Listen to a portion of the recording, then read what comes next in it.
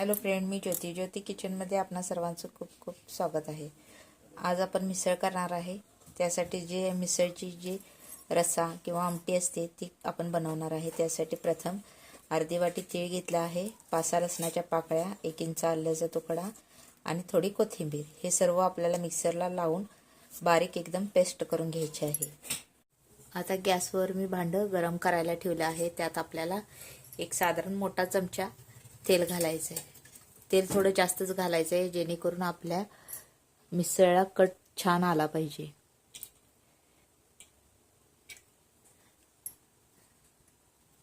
आणि तेल गरम झाले की त्यात किसलेलं आलं घालायचं आहे आपल्याला। आणि मग एक कांदा बारीक चिरून आणि थोडं मोडं घेतले आहेत। मोड्याचीच आमटी मिसळसाठी करतात।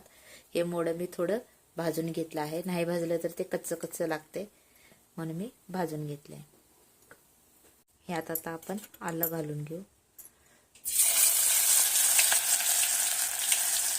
आलं चांगलं भाजलं की ह्यात आपल्याला कांदा घालून घ्यायचा आहे।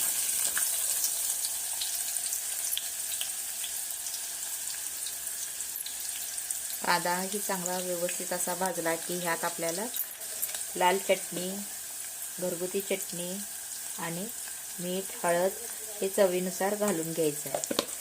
लाल तिखा पावडर तुम्हाला ह्यात जास्त प्रमाणात वापरायचं आहे, जेणेकरून आपल्या कटाला कलर चांगला आला पाहिजे। लाल तिखा पावडरचं जर प्रमाण तुम्ही कमी केलात तर जे मिसळची कट आहे तो कमी प्रमाणात येईल। आणि जे मी मगाशी तुम्हाला तीळ, कोथिंबीर आणि आलं लसूण हे दाखवले त्याची ही मी अशी पेस्ट करून घेतली आहे।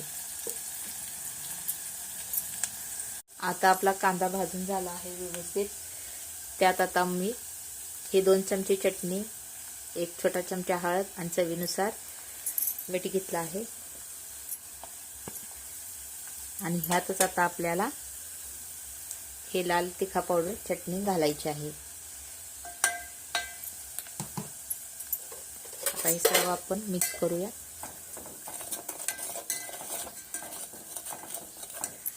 आणि ह्यात आता आपल्याला हे गरम केलेला मसाला आहे तो घालून व्यवस्थित असा शिजवून घ्यायचा आहे। तुम्ही कशाची आमटी करू शकता, फक्त त्याला कट चांगला आला पाहिजे। खोबऱ्याची आमटी करा, शेंगेची मोडाची आमटी करा किंवा असा मसाला घालून मोडाची आमटी करा, मिसळसाठी खूप छान लागते। मसाल्यामुळे काय होते की आमटीला थिकनेस छान येतो। आणि ह्यात आपल्याला गरम पाण्याचा वापर करायचा आहे। त्या मसाल्याच्या भांड्यात मी गरम पाणी घातले।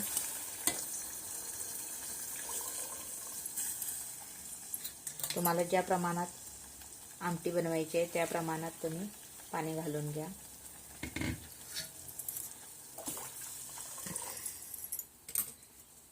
आणि हे भाजलेले मोडे, आता ही मोडं शिजूपर्यंत आपल्याला ह्याला गॅसवर ठेवायचं आहे। आता ह्यातले आपले मोडे शिजलेत का आपण पाहू।